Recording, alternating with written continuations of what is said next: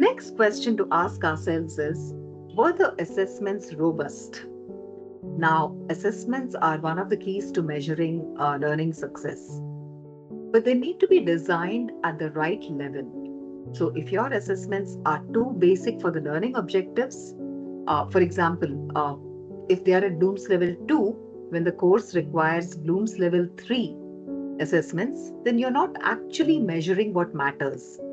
So, quizzes or tests should accurately reflect the depth of knowledge or skill needed. So, if you feel that your assessments aren't robust for key learnings, revisit the assessments. Make sure they're aligned with the learning objectives and go deep enough to test true understanding and application.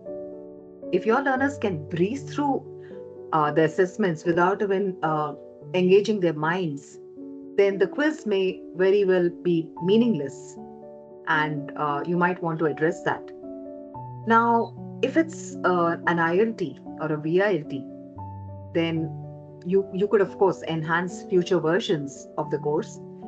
But if it's an e-learning course and you really don't have the budget to enhance the existing version, then you can also consider rolling out separate stand-alone assessments which are robust and which truly test what matters.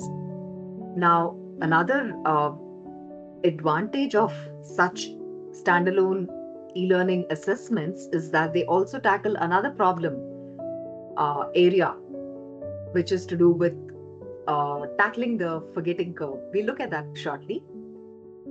Now, the next question is, does your training or did your training give clear pointers for application?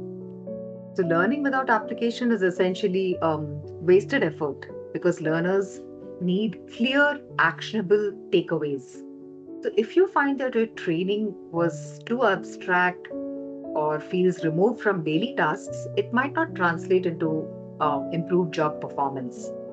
So, go through your training, go through your course, and ensure that each module or section has clear, actionable steps that learners can take right away. You can include practical advice, tips, or workflows that they can implement immediately, because these are the keys to making the training relevant.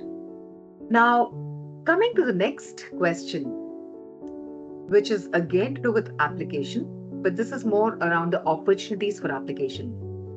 Post training, do your learners have opportunities to apply their new learning? Now, training should never exist in a vacuum. After the learning experience, employees need opportunities to apply what they have learned in the real world. So, this is what is required to help them make that critical shift from the learning zone into the performance zone. Now, if learners finish a course and go back to business as usual with absolutely no change in their proficiency or their performance, then the training has not achieved the intended outcome. So, work with the managers of teams to create opportunities for learners to put their newfound knowledge and skills into action. Now, this could be in the form of new tasks, stretch assignments, new projects, or responsibilities where your learners can practice and refine what they have learned.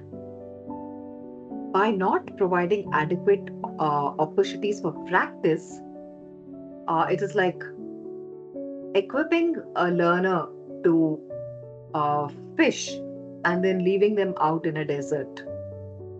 So this is something where you would need to work very closely with the managers of the teams, and it's worthwhile investing in training managers on how to support their teams after the teams have undergone the training. So work with them and make sure that the newfound skills and knowledge is not lost. The next question is, are line managers involved in helping the learning stick? The previous question was more around, are they helping in giving or providing adequate opportunities for the learners to implement their new learning? But this one is more about the involvement of the managers in supporting their teams' learning goals. Now, managers are very often the missing link between learning and performance of their teams. We find most line managers very passionate about supporting their team's performance goals. Now, when your team is undergoing a learning, a training program, it's also important that the managers support their team's learning and are involved actively, because this is the only way that their teams can translate their new skills into their daily work habits. So without manager involvement, the training risks being forgotten or even, being a very low priority, which will never be revisited. So ensure that you bring in the managers of your teams early into the process. Equip them with talking points, checklists, or even simple reminders to reinforce the learning during their regular team meets or during their one on one check ins with their direct reports. Now, when managers are actively reinforcing the training's uh, objectives and the new skills, then it's not just the individual who succeeds, but even the success rolls up to the entire team, and together it builds a strong learning team which feels supported and hence motivated for even upcoming learning initiatives.